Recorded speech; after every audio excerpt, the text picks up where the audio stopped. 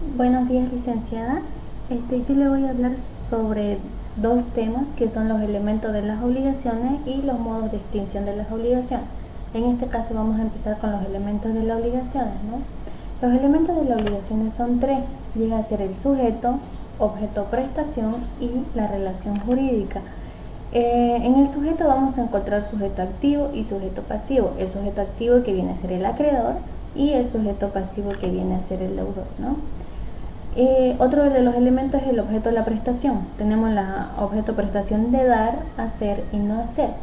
En este caso la prestación de dar, la cosa debe de existir. Tiene que ser del propietario de quien lo llegue a transferir, ¿no? Debe estar dentro del comercio humano y debe de estar individualizado. En la prestación de hacer debe ser posible, debe ser lícita, debe ser valorable y debe de ser individualizada. En la prestación de hacer debe ser posible, no se puede pedir algo que sabemos que no se va a poder cumplir, ¿no? En la prestación de no hacer sería el abstenerse de hacer algo. Por ejemplo, si yo llego a dar un anticrético o en alquiler una casa, por ejemplo, yo puedo poner en el contrato en donde prohíbo que le hagan algún tipo de mejora al inmueble o algún destrozo sin mi consentimiento, ¿no? Otro de los elementos de la obligación llega a ser lo que viene a ser la relación jurídica. En este caso, la relación jurídica es el vínculo que une a dos o más personas respecto a determinados bienes o intereses entre las partes. La relación jurídica puede ser verbal, puede ser escrita. Nos referimos a que el contrato puede ser verbal o escrito, ¿no? Dentro de la relación jurídica también vamos a encontrar o se encuentra lo que viene a ser el derecho objetivo y el derecho subjetivo. En este caso el derecho objetivo es el derecho escrito, que viene a ser el cumplimiento, ¿no? Y el derecho subjetivo es la facultad que se tiene para exigir el cumplimiento de esa norma, ¿no?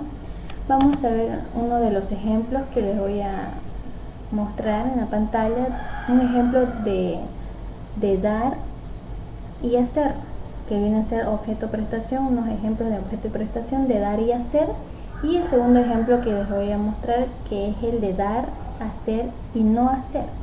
Por ejemplo, en el primer ejemplo de dar y hacer, Carla, como vemos en la pantalla, Carla Paz lleva su vehículo al taller de Juan Mercado para que le realice un chaperío, donde Juan le dice que en estimado de un día para que pase a recoger su vehículo porque le va a realizar el chaperío y que le va a costar un valor de 700 bolivianos.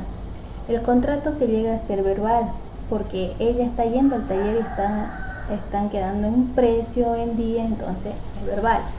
Ahora, la prestación de dar es donde Carla tiene que entregar los 700 bolivianos, se tiene que darle los 700 bolivianos.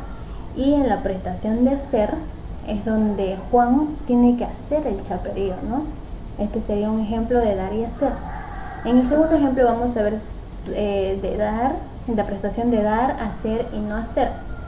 Por ejemplo, Daniel Roca llega a dar en anticrético un inmueble de su propiedad a la persona que viene a ser Manuela Vidal Pérez por la suma de $4.000, en el cual en el contrato especifica que exclusivamente se utilizará ese inmueble para la venta de tienda de ropa, en donde le prohíbe darle otro tipo de uso que no fuera el indicado, que sería la tienda de ropa, ¿no?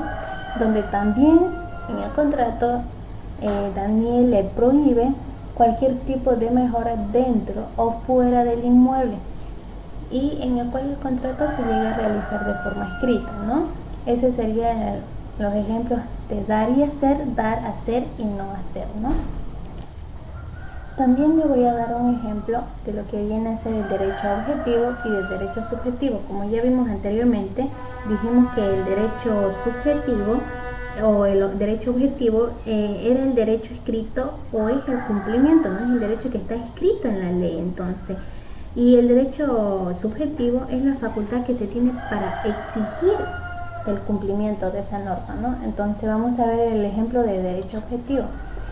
En este caso, si yo estoy llegando a trabajar en una empresa, tengo el derecho a que por el trabajo que yo realizo dentro de la empresa se me pague un salario, ya que existe un conjunto de derechos y obligaciones en un contrato que se acuerda por ambas partes y debo de recibir un pago por mis servicios realizados en dicha empresa, ¿no? Un ejemplo de derecho subjetivo. Por ejemplo, si Mario Roca Sánchez tiene que pasar una mensualidad acordado por un juez de familia por la pensión de su hija Marta a su esposa Lucía. En el contrato, perdón, en el juez se acuerda de que se va a pasar una mensualidad, pero Mario se retrasa por 2 meses. Entonces, Lucía está en su derecho de exigir que se le pague la mensualidad y si es de que ella quiere, puede demandarlo por no cumplir dicho acuerdo, ¿no? ante el juez de familia, por lo cual ya se dictó la pensión, lo que tenía que pasar, ¿no? Ahora les voy a hablar sobre los modos de extinción de las obligaciones, ¿no? Los modos de extinción de las obligaciones son 8, que ya sea por su cumplimiento, por la novación, remisión o condonación, compensación, confusión, imposibilidad sobrevenida de cumplir la prestación no imputable al deudor, la prescripción y por último que sería otras causas determinadas por la ley, ¿no? En este caso vamos a ver por su cumplimiento.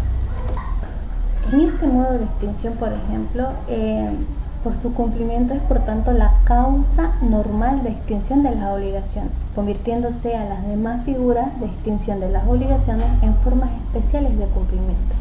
Por ejemplo, María Sosa es arrendataria de una casa que le dio a José Pérez. Entonces, María cumple con su obligación como arrendataria en el momento en que ella entrega el pago de la renta de cada mes. Y José Pérez cumple con su obligación de arrendador en el momento en que llega a entregar la casa para su uso y goce de la misma por un periodo temporal, ¿no? Otro de los modos de extinción sería la novación. En este caso, la novación es la sustitución de una prestación por otra, quedando cerrada o eliminada la primera, ¿no?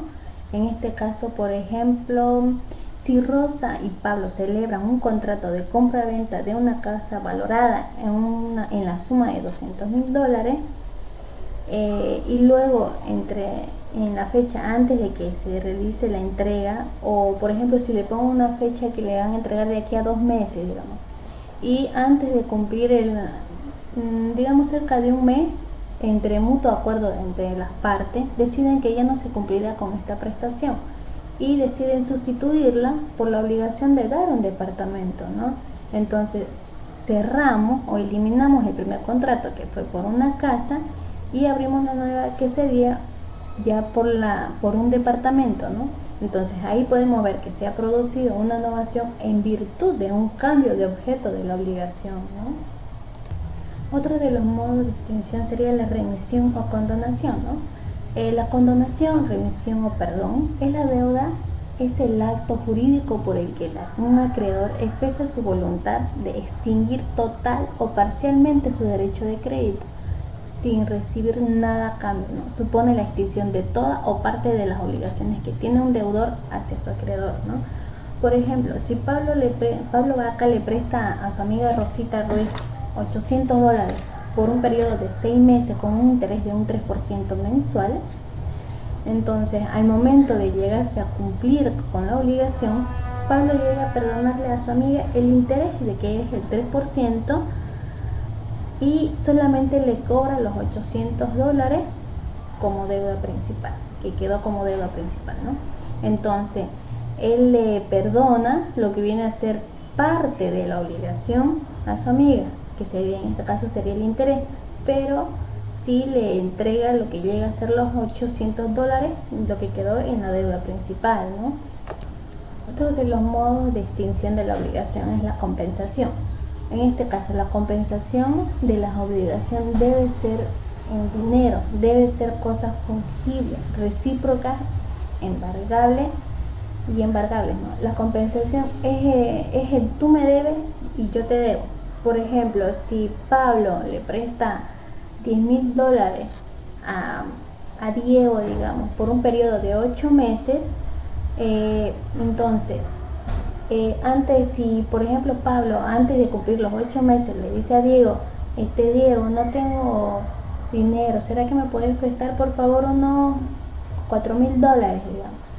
Pablo le pide, ¿no? A Diego, entonces Diego ve que tiene esa cantidad, pero no tiene completa lo que son los $10.000 que ya se había prestado primeramente, entonces le da los $4.000 antes de cumplir los 8 meses. Entonces, ya al momento de extinguirse esa obligación, que son de los 8 meses, ya Pablo se reúne con Diego y Diego le dice, bueno, yo te debo, tú me debes. En este caso, tú me prestaste $10.000 y yo te presté $4.000. Entonces restamos y sobraría el monto que pendiente por pagar, que sería de $6.000, ¿no? Entonces restamos a la deuda principal, que son los $4.000 que ya Diego le había prestado a Pablo, quedaría la suma de $6.000, el cual Diego le hace la entrega a Pablo, ¿no? de la deuda que tenía con él, ¿no? Entonces, la compensación es el tú me debes y yo te debo, ¿no? Otro de los modos de extinción es la confusión, ¿no? En este caso, por ejemplo, si Carlos le presta dinero a Pedro por la suma de $1.000 por un periodo de 8 meses, en el cual dicho contrato Valeria Vaca es la garante del deudor Pedro Suárez. Vemos que para cumplirse faltan 18 días para dicho contrato, para cumplirse con dicho contrato, que son 18 días. Entonces Valeria Vaca, que llega a ser la garante, le entrega a Carlos Pérez su moto valuada en $2.000 por la deuda que tiene Pedro con Carlos, ¿no? Entonces ahí es lo que queda la confusión, ¿no?